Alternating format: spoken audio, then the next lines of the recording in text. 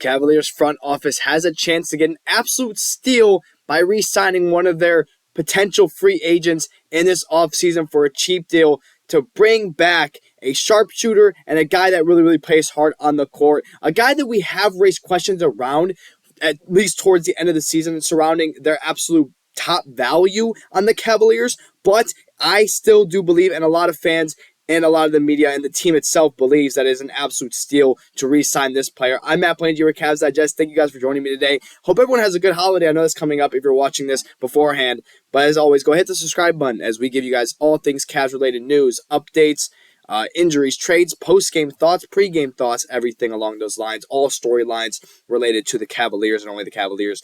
And that is what we are here to talk about today, is a free agent that the Cavaliers have on their roster and how that player can get re-signed and how it is a steal. A player that we have raised a lot of questions around. They're at their best value. Do they bring a lot of value at all for the Cavs? And is it even worth keeping them around? Is it worth giving them high-quality playing time? Well, personally, I believe that it is still a steal because of the money that you can get this guy for, and it is, of course, Mr. Sam Merrill.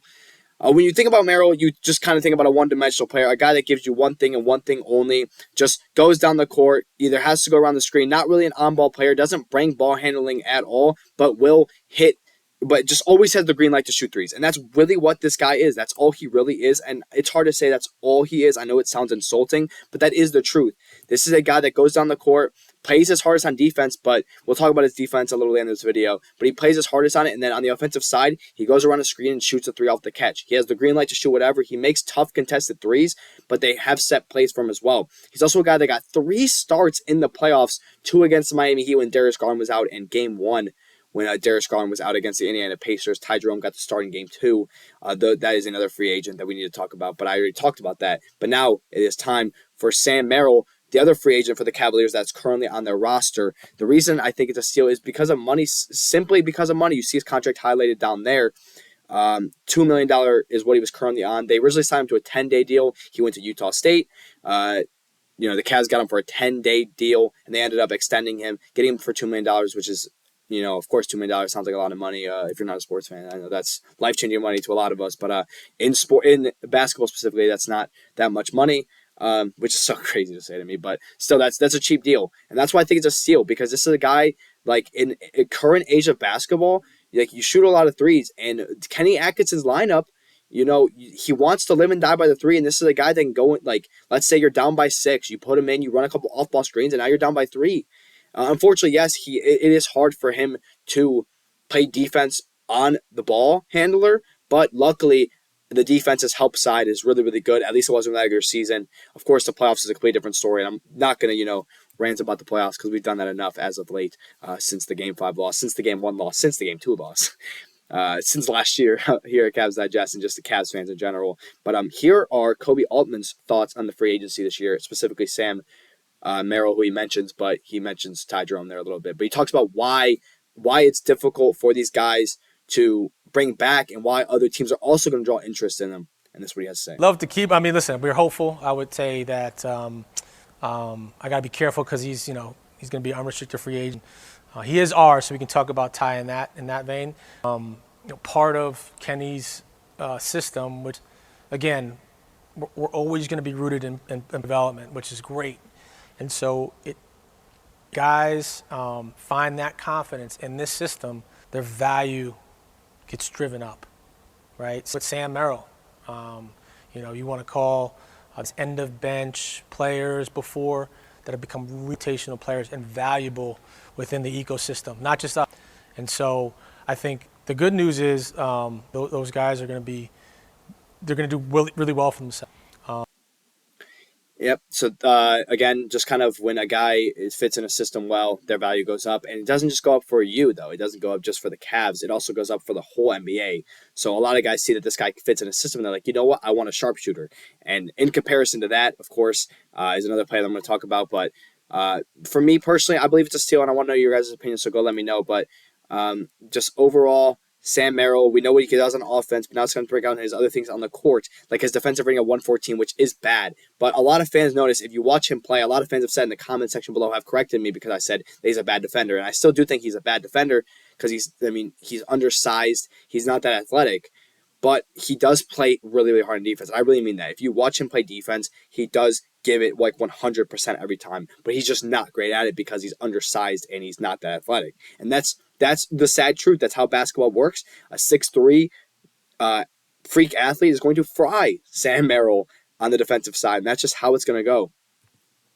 And that's, at the end of the day, what it's going to be. But again, we're looking at the fact that this is a steal for the Cavs. We're looking at the fact that this is a guy that they trust. This is a guy that we know can bring value to the Cavs. Yes, I don't think it's value of starting 2 games in the playoffs, 3 games in the playoffs like he did. I think it's value of when you're down big and you need 3-pointers, or you want to extend a lead. I think he can bring in quality minutes because the Cavs defense does well at hiding bad isolation defenders like Darius Garland and Sam Merrill. So you can bring him in a lot of scenarios where you just need threes because you run set plays. Like they run a lot of off-ball screens for him. And he also just has a green light to shoot wherever. He's confident from everywhere on the court, just off a screen or just catch and shoot because he has a quick release and he's a good shooter. Like, he's statistically good from the three-point line. 37% from 3. All of his threes are assisted, of course, because he never shoots, and he shoots a lot of threes. 86% of his shots are threes, and basically 100% of his threes. Probably one wasn't assisted, which is why the number isn't exactly 100%. He is a 29-year-old, so that's what's weird to me is he's not even like that young. But you also have to think of a guy that plays so similar to him. I'm gonna call Sam Merrill the wish Kyle Corver today. That's what we're gonna say, because Kyle Corver, if you remember, on the Hawks, the year that the Cavs. The year that LeBron was just wiping through the Atlanta Hawks when they were the 1 seed. People actually started comparing this year's Cavs to the Hawks, which is, oh, man, sad truth right there. But, Kyle Corver was an all-star based on just being able to go into the game, shoot threes, and play hard on defense. He had the green light. Yes, he's better than Sam Merrill, and I understand that. He was athletic younger in his career. Sam Merrill is a weird chance because he's 29 years old because he never really got a chance in the NBA based on draft and who signed him and everything. But we gave him that chance. We were the one team that gave him the chance, and he ended up proving himself. Like, of course, as I'm going to show you statistics again, yes, he doesn't stand out, but 7 points per game for a $2 million player? You can't really complain about that. That's like extremely cheap in the NBA, and he gives you that many points, and he shoots lights out. Of course, I wish his percentage was upwards of 40%, but he's such a volume shooter that it's okay. 37% on when all of your shots are basically threes. I can't even complain about that.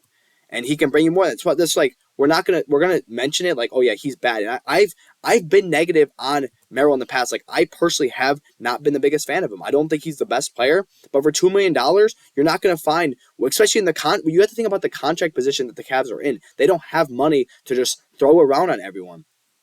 So let's kind of talk about what are the odds that they actually do get him. Well, according to team president Koby Altman, they are hopeful about re-signing Ty Jerome and Sam Merrill. A lot of reports are saying that it is going to be difficult due to the second apron, and of course that is the truth. But based on what Koby Altman and the team believes, and a lot of the people in the organization believe, they are hopeful that they can bring him back. If you have to make the choice one or the other, I talked about Ty Jerome. It is a tough decision because he could get paid a lot to go elsewhere, and you're not going to be able to match that.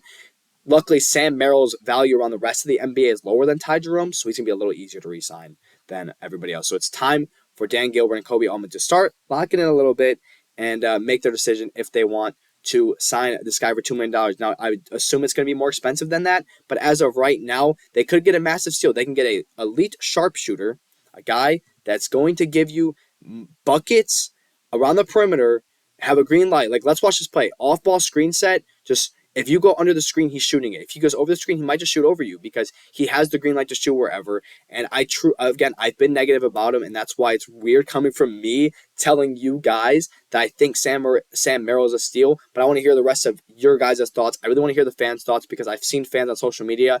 They truly believe that they should just re-sign as many guys as possible and just try to run it back. The biggest negative guy that I've heard other than Sam Merrill is Dean Wade, but that's a different conversation. Today about Sam Merrill. And as always, thank you guys for joining me on Cavs Digest. Give me your guys' thoughts about him. I totally believe that it's a steal. I'm sure the organization believes that if you can get this guy for under $3.5 million, it is a steal. So let me know what you guys think. And as always, thank you guys for joining me on Cavs Digest, and have a good holiday as well.